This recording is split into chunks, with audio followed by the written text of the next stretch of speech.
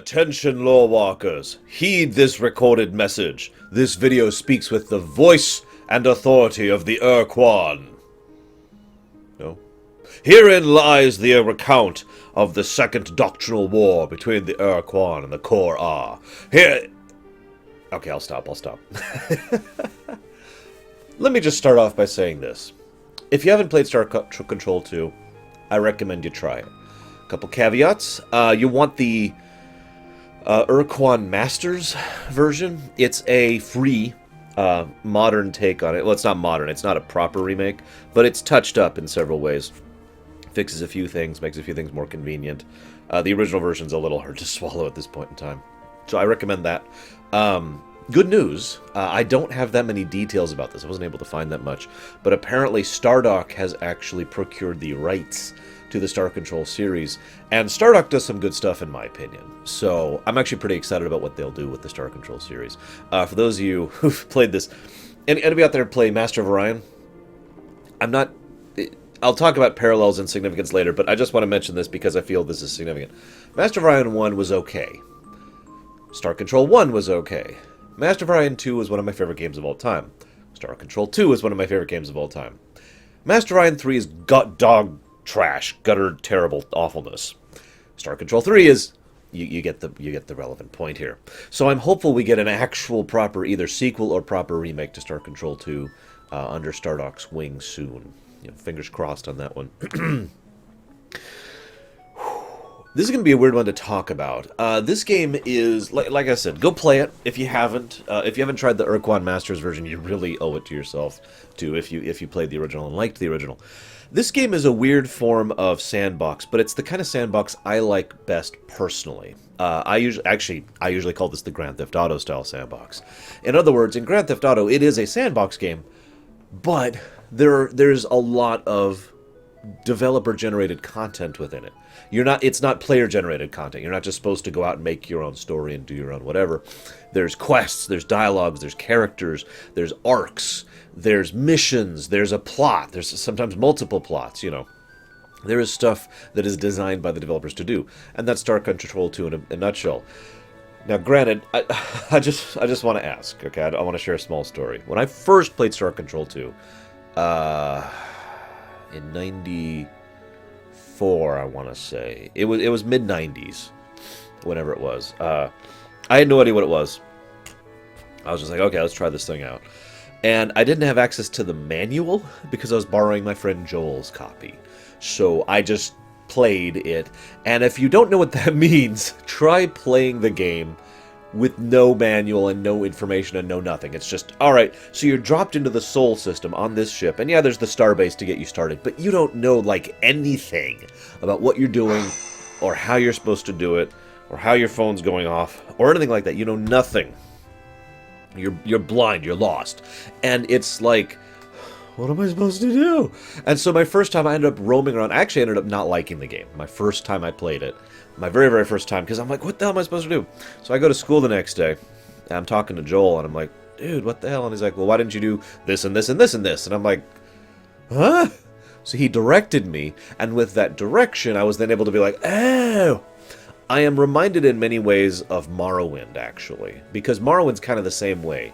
The GTA-style sandbox. Big old sandbox, but still some direction, still some skeleton to the overall structure of the characters and the story and the plot and the setting and all that fun stuff. And there's a lot of lore to all the games I've mentioned that have this sort of sandboxy approach. So, if you're going to play Star Control 2 and you've never played it before, look into it a little bit.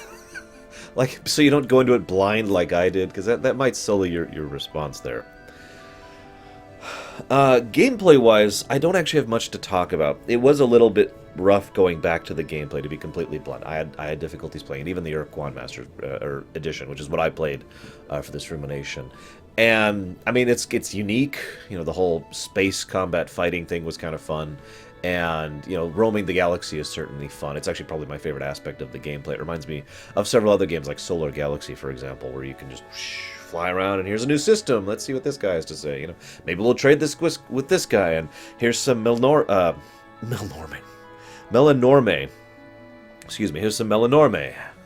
Let's see what they have to trade. Oh, they've got this. That's cool. I like that style of gameplay. Of course, the highlight is the interactions with everyone else, the dialogue trees and whatnot. I've heard some people call Star Control 2 one of the best dialogue games they've ever played. Now, this was a comment made back in the 90s. Nowadays, we would probably call that an adventure game. A lot of adventure games being primarily dialogue heavy, with regard and with a few point and click kind of things in order to proceed. I've actually heard this game. This is funny. When I was looking into this game, I asked a couple of my friends who played this game before. Several of them said it was their favorite game of all time. Several of them said this was a game that defied genres, that it's just a game of its own right, that bypasses most genres. Some people said it was one of the best programmed games they'd ever seen. This game does take a lot of things into account, allows you a huge amount of freedom of how to proceed, and yet still maintains, like I mentioned earlier, that skeletal structure, so you still have something to, some kind of core essence to fixate everything else around it. In other words, you're not just roaming aimlessly and free and doing absolutely anything, but you are doing everything within reasonability with regards to your overall plot. I mean, it's extremely possible, and Lord knows I actually did that this playthrough, and I had to, to run out of time and start the death march, and it's like, whoops! Got a little lost there, sorry. And now, but of course, even if you start the death march, there are things you can do to delay it, by quite a bit, actually.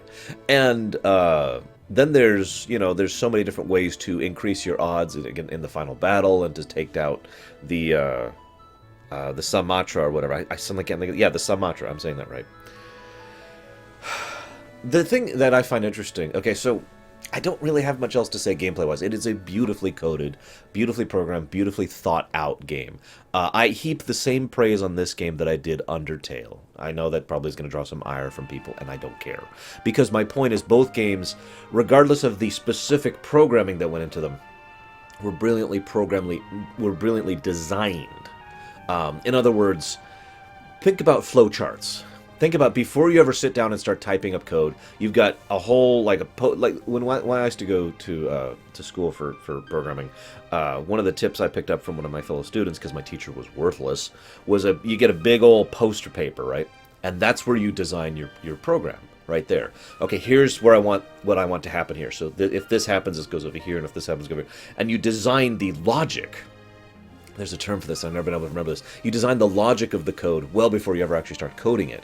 And that, in my opinion, is one of the truly awesome things about programming design. And the games that do that very well deserve extra praise from me for being able to account for so many variables, for having such a beautiful artistry, for lack of a better term, in the design of the programming. And this is an excellent, another good example. This would be like the original Deus Ex, for example. These are games that the overall programming design was very well designed, very tight, kept track of itself, kept track of tons of different things that can happen, all sorts of stuff like that. It's phenomenal. And it's an interesting thing, too, because Star Control 2, at least for me, back in the day, was a game I liked replaying without the intent to win. Of course, there's the winning, and there's the defeating the Sumatra and all that fun stuff, and sending the Ur-Quan off to the depths, but you could just go and run around and do the rebellion quest and help the maidens, and you can go and deal with Zex and all that fun stuff, and you can just see, I wonder what's over here, and here's the rainbow worlds, and blah, blah, blah. There's so many different things you can do just to play it and have fun with it. And then, of course, the death march starts, and then you start a new save. So I don't have that much else to say about the gameplay, other than the praise I've already given. I do think this is an interesting setting, because if this setting was not basically a comedic setting, this setting would be absolutely horrifying. Like, almost on the Warhammer 40k levels of horrifying.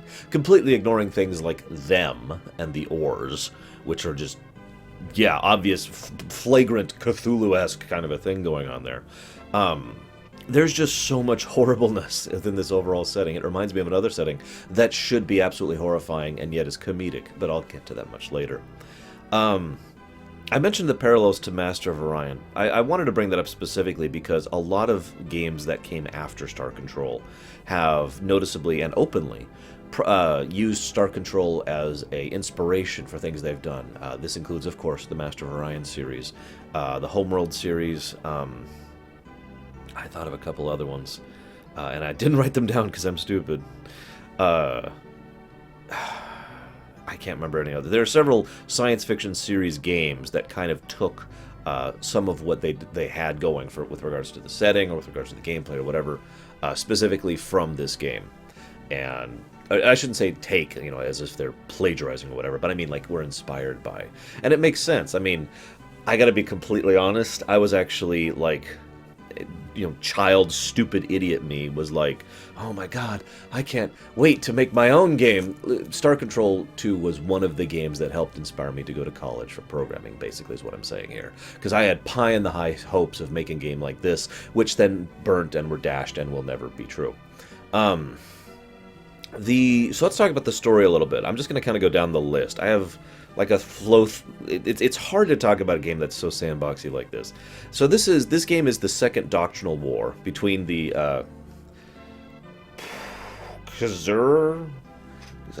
what we usually refer to as the Ur-Quan. I mean, I know there's the two Ur-Quan, but when we say Ur-Quan, we mean the former group, the enslaving group. We don't mean the Korra, okay? It's between the Korra and the Ur-Quan. That's how I usually refer to that as. And what I find funny is that the Ur-Quan actually won the last conflict, the first doctrinal war. But they acknowledge, this is so unique, they acknowledge that they might be wrong. So they're like, okay, we'll take the Precursor ship, the Sumatra, the great prize or whatever, the great trophy, and we'll use this to, commence our way throughout the galaxy. Whenever we meet up again, we'll fight it out again and see who's actually right next time, And then if you win, you can get the thing. And based on the events of both the first game and the second, it's pretty clear that without the captain's interference, the Korra would have won this engagement. After all, thanks to the Shofixti. There's so many names to remember here, so forgive me if I have to check my notes occasionally to remember how to say all these names. What in the heck? Hang on, just a second. What? Oh, okay. It's just a street cleaner. What in the heck? Anyways, so the Shofixti certainly had a very strong impact on the balance of power between the Ur-Quan and the Korra, which is funny, and I find absolutely hysterical, because the Shofixti were generally considered one of the weakest contributors of the First Alliance. So it is logical that these things turned out this way. First of all, we have the Precursors, who we know basically nothing about, although by all accounts, and from some chats and some questions and Q&A and whatnot I've seen of the creators, it's very likely the Precursors were going to be Star Control 3. I mean, for God's sakes, the arrow is literally pointing to where they went in Star Control 2, right? So we don't know much about them, except for the fact that they were stupidly technologically advanced. I mean, we're in a tugboat, basically, of their ships. That's the ship the captain's in. And, of course, the Sumatra is a precursor artifact. There's the one that the psychic thing that helps the people. Oh, God, I can't think of their names, and I didn't write them down. Utwig? Yeah, the Utwig precursor device. The Ultron, that's what it's called, the Ultron. And so I'm gonna stop there. But the point being, there's not much about the Precursor, but there's a lot more about the Denari. The Denari are described as horribly evil. I have actually been asked privately if the Scions from Primus were inspired by the Denari, and the truth is yes, in part. In part, though. Because the Denari are psychically powerful, minuscule little creatures who are extremely, exceedingly cruel, and basically like torturing people for fun. It's funny, though, that their primary racial trait appears to be laziness more than anything else, which is how they ended up losing and being overthrown by their servants. But the Ur-Quan, the Denari, they basically start all of the events of the setting, really, into motion, because there was the old, the Melu, and then the Denari showed up and said, no, we're just going to enslave everyone. Kong, kong, kong, kong, kong. After enslaving everyone and suffering years of horrible enslavement, the Ur-Quan figured out how to free themselves, right? What happens next is, in my opinion, extremely logical, and that's one of the reasons why it's so damn sad. The Ur-Quan, both factions of them, the Khazurs, or however the heck you're supposed to pronounce it, I don't even remember it being said in the game off the top of my head, and the Korra, both of the factions said, never again. After everything we suffered under the Denari, we will never suffer that again. So logically, the first thing we're going to do is we're going to go inflict all that horribleness upon other people right now. Let's go. Let's go. But they differ on how to do it. The Korra, of course, want to wipe out all life that isn't them. Okay, there is a horrifying logic behind that perspective. If there is no other species to oppress us or cause us pain or enslavement, then we won't be caused pain or enslavement, so we're safe. It's a rather extreme take on the whole, dominance, survival, alpha thing going on, but, whatever. The Ur-Quan, of course, take a slightly different take on that. They offer, what's it called? The path of now and forever. It is a strange degree of... degree of pragmatism inherent in the Ur-Quan. I always got the very strong impression the Ur-Quan actually believe that what they're doing is helping people, like legitimately helping the races they enslave. Because either you become a battle thrall, in which case you are subject to certain rules and you fight alongside with the hierarchy's fleet, or you become a fallow slave. And if you do that, they believe that by constraining your species into one of the slave shields, which prevents you basically from entering or leaving the planet, you're cut off, you're planet bound for the rest of your days. They believe that they are actually helping your species in a long-term perspective, that you won't actually self-destruct or turn to slavery or be annihilated by another race or any of the other many horrible things that can happen to a species. Instead, you're stuck in the cradle, is actually what I'm going with here. And which, obviously, I don't agree with that mentality in general, but that is what I think the Ur-Quan are going for. That and the fact that this is basically the Ur-Quan's version of kindness.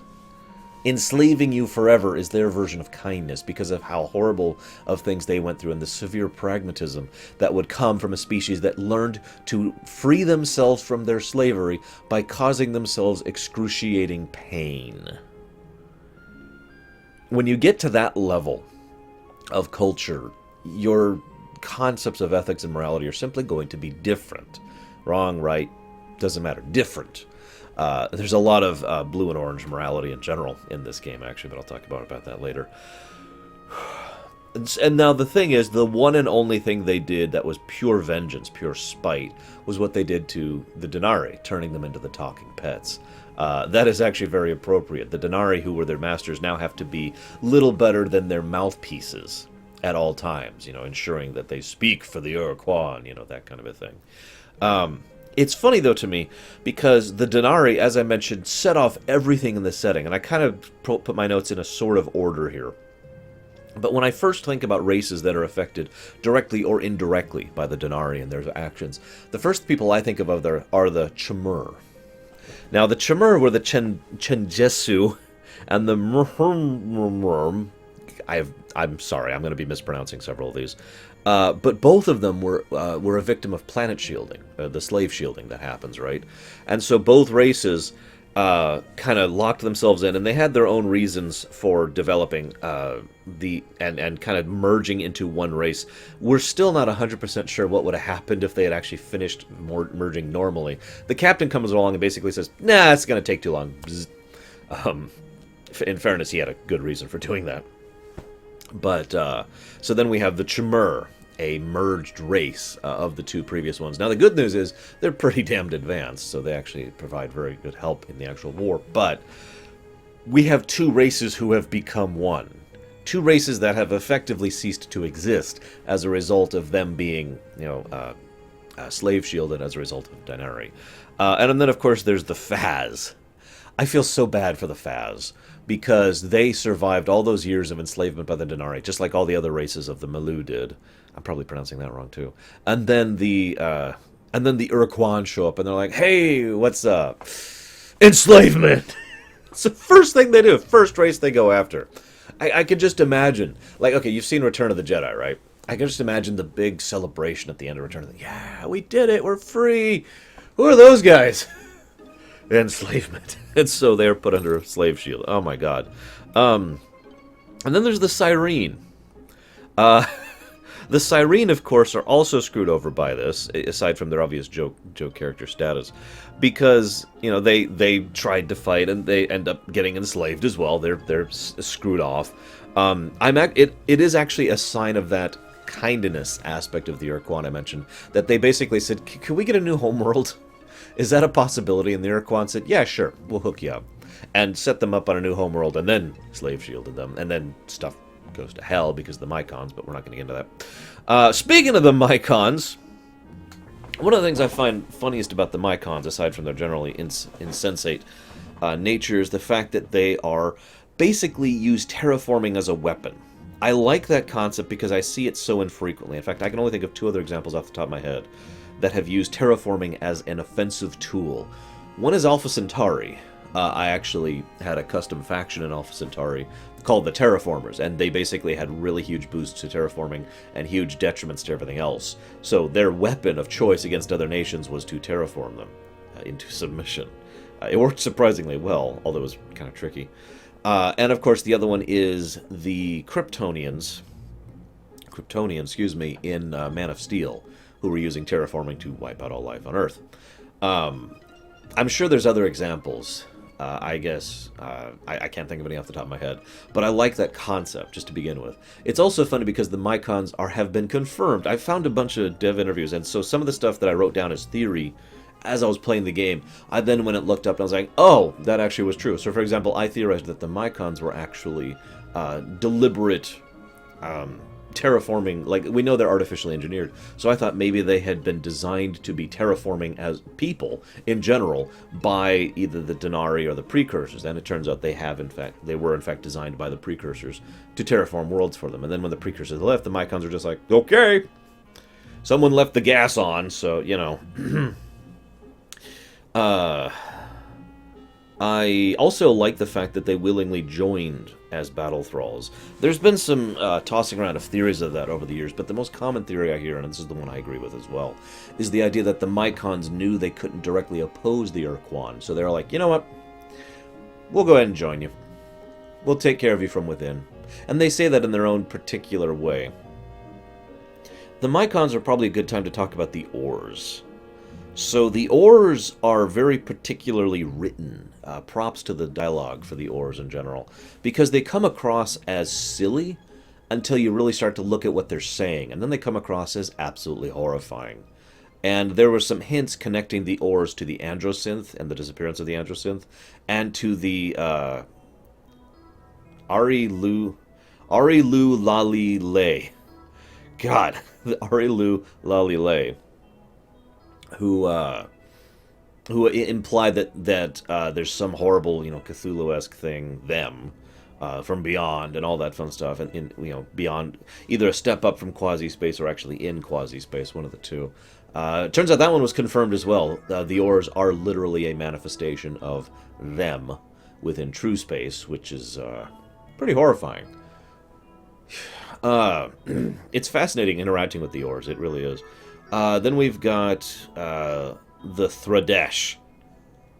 I actually really like the Thradesh. They're probably one of my favorite species, if not my actual favorite species.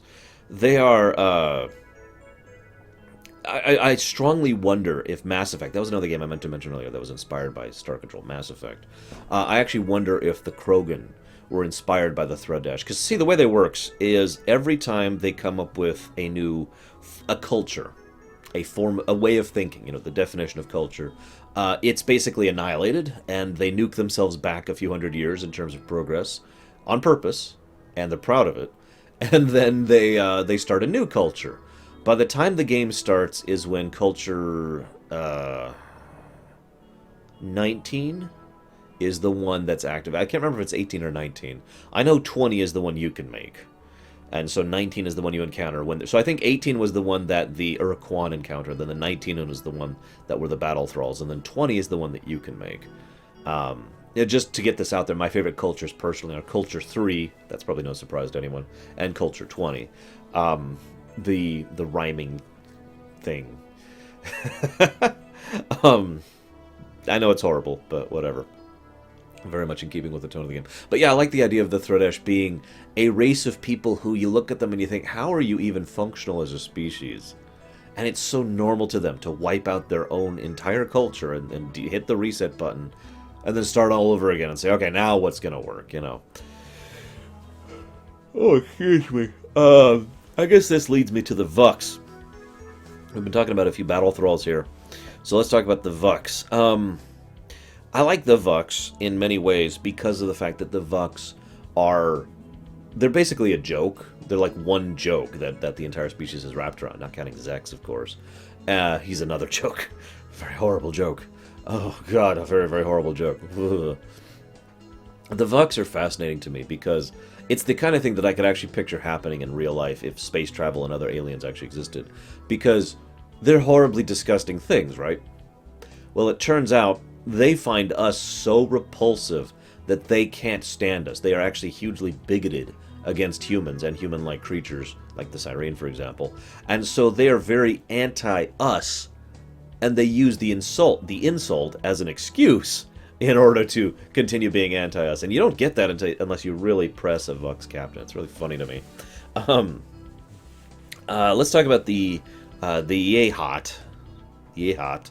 Hopefully I'm... The Yehat! They're interesting species to me. They're kind of the Klingons of this setting. I don't mean that as an insult, but, you know, they've got a strong warrior code. They've got their own sense of honor and whatnot. And it's funny to me because the Yehat were fairly staunch supporters of the anti-Ur-Quan forces until they pretty much just said, no, we're going to go join you, and became battle thralls. That's kind of... I mean, it's understandable why they did that. But at the same time, for a culture, for a species that values honor and bravery and earning it yourself, it must be horrible to be one of the best races. I mean, they've got the Terminators, for God's sakes, which is one of my favorite ships, by the way. I know some people are going to ask. I'll talk about that in a minute. But they've got the Terminators, for God's sakes. They're a very strong, very powerful race. And then the freaking Shofixti, who are pathetic, as I reminded you earlier, and are basically one of the weakest races as part of the Alliance, continue to fight, refuse to give up, shaming them, and then basically genocide themselves, doing ridiculous damage to the Ur-Quan fleet. I know accounts differ, but I agree with the idea that the Ur-Quan fleet was severely crippled by what happened with the Novang star. What the hell? You know? And so that's just got to be shame upon shame. It's actually funny to me because one of the quests that was easiest to figure out for me back in the day was the Yehat Rebellion and trying to get everything working with that. Because all I had to do was find those maidens. And then it's like, oh, look, here, they're alive. Oh, my God, you know. And everything works out. And then the Pekunk move in. I don't have much to say about the Pekunk, other than the fact that they're really terrifying in their own sort of humorous way. Because they're clearly a joke race, right? I mean, they're space hippies. And yet they're right. They're right so many times. It's heavily implied that they have literal, correct, actual psychic power to predict the future, predict whatever. Nowhere is that more obvious than in their freaking ship, the Fury, which is damned good in the final battle against the Samatra. So, I mean, you know... What? While we're talking about the Shofixti, I want to mention something. This game lets you be really evil. Selling off your crew into slavery is a common thing. Crew are actually a currency for some races, like the Druze, for example. And it's funny because the game will actually increase the price of crew the more you sell off, which makes sense because no one wants to freaking work for you because you keep selling them into slavery. But it's okay, because you're not a slave when you're sold off to the Druze. You're fuel. The Druze are one of the more interesting races to me from a purely racial culture perspective, because they are, like, people call the Ferengi, for example, extreme capitalists. No, the Druze are extreme capitalists. These people are kind of more like the Melon over on Voyager. They are all part of one cohesive organization, one corporation, because monopolies were made legal, and the logical thing ensued. And they literally fling people into furnaces. It is so logical in its own horrible way to think of a organization that literally views people as a currency. Because while there are slave nations that have used slaves as modicums of trade in the past, in real-life history, the phrase, you know, money to love, people to spend, usually refers to an individual or a group of people who are evil. In this case, it's become a cultural standard to love money and spend people, except they're kind of one and the same in this case, because people then... It's something I find fascinating and horrifying way from an economic perspective, because I always like a currency in a fictional setting that has actual use. Something you can actually do with it, in addition to just it being currency. And you can do many things with people, including tossing them into furnaces as fuel. So, I mean, that's logical, and I'm with that. As horrible, as absolutely horrible as it is. Man, my shirt is really bending today. God. It's because I'm resting back. My back hurts. Yeah, the Druze. Then there's the the Arilu. Let's just call them the Arilu. The Arilu, I've always found to be amusing because they're basically the completely typical elves. You know, they are the superior race, which is beyond us. The things they do are beyond our ken, you know, that kind of thing. I'm not meaning this as an insult, by the way, but they strike me very much as the sort of race, the sort of obviously arrogant and yet still caring race that they could be. You know, they did help us in the first game, and they do help us in the second game.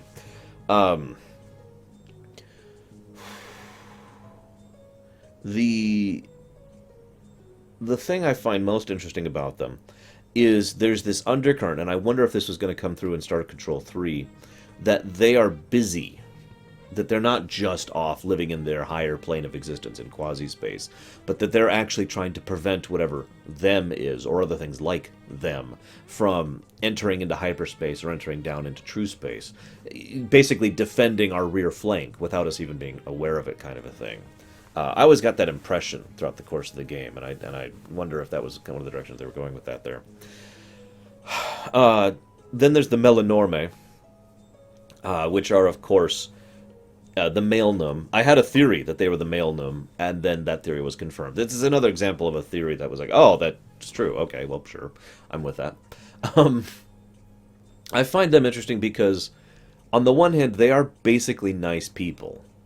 As species, as a culture, you know, they are people who are interested in helping us out in what we're dealing with. Although they do firmly intend to be nowhere around here when the Death March starts, so you know that there's some self-interest there as well. But at the same time, they won't give anything away for free. It's a weird example of gameplay and story integration, because the point is, obviously, the player can't just get all the stuff they need for free. I mean, that makes sense. They need to have some kind of purpose in getting credits and resources in order to trade, right? And so, the Melanome, they would never give anything away free. That would be such an insult. That would be so contrary to the way they think and the way they function. To just give it away, that would be doing you a disservice. It would be doing them a disservice. It would be doing the information being given away a disservice. It does make it a little frustrating because I believe, I've never 100% confirmed this, that there's some RNG involved with what information they give you. Like one time, I was trying to get information on the Floxy, I want to say. And it took forever. I'm just like, come on, give me the information. Here, pay. Now, I could keep going down the list of races. There's still more. There's so many races in this game. But I'm going to wrap this up because I don't have much else to say other than just kind of discussing what is, except for one final point. Obviously, this is a fun game, silly game, very enjoyable, very well programmed, very well designed, and it has taken very deliberate and logical and acknowledged inspiration from many other works. There's actually a huge page of we were inspired by these people. But the one thing I was reminded of most, constantly, throughout every aspect of it, was Hitchhiker's Guide from the Galaxy. You notice the one species I didn't really mention were humans. Now, humans do play a significant role in the games, kind of, but only in the context of the fact that you really play a human, and therefore you are the player character, and therefore you're the impetus for so much change and affecting of what's going on in the galaxy. But so much of this game is more about the aliens, and those aliens are fairly alien. I mean no insult to Star Trek when I say this, but Star Trek's aliens usually aren't very alien. They're usually other similar races with different cultures, right? You know, the Klingons, the Romulans, the Vulcans, the Bajorans, the Cardassians, you know, they look different a little bit, but they're still humanoid. They still function in many of the same ways we do. They are not really alien. They are simply different cultures. If they all looked like humans, there would be no real difference in the way they behaved. They would just be a different culture rather than being a different race. Make sense? And I'm not insulting Star Trek for that. In this, everything's alien. Like, there are aliens, and there's aliens all over the place, and they're very alien in the way they think and the way they function, and that was a deliberate design intent, according to the developers. And again, it reminds me of Hitchhiker's Guide from the Galaxy, because the whole point is the humans are the rarity. Not in a good way, not in the humans are special way. In the, you're the freak kind of a way. You're the speck. Humans don't really matter in the overall politics of everything else, and they are considered lesser by almost everyone else. Like the Yehat and their praise of us is makes them one of the only races who really actually gives a damn about us. I mean, it's like down to the Yehat, the Cyrene, and I think the Arilu are the only real races who really give a damn about humans.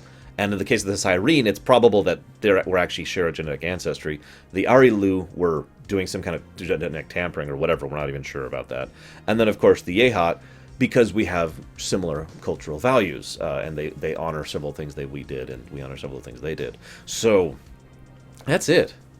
And I like that, but it does make the whole thing feel a little bit odd. And that, again, goes back to that Hitchhiker's Guide in the Galaxy thing. It feels like this is a setting with no possibility or concept of what I would call standard rules.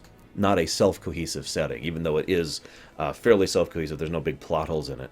It doesn't feel like a setting I could see actually happening, is what I'm trying to say. Like, I could never see Earth being destroyed to make an intergalactic highway, for example. I could see, you know, other things, but not like this. And that's my final comment on this, and the final note I wanted to share about this wonderful, wonderful game, which I do praise highly. Fingers crossed for that Starduck thing. Maybe it's even expanded. Maybe I just couldn't find any news about it. I don't know. But either way, hope you enjoyed, and I'll see you guys next time.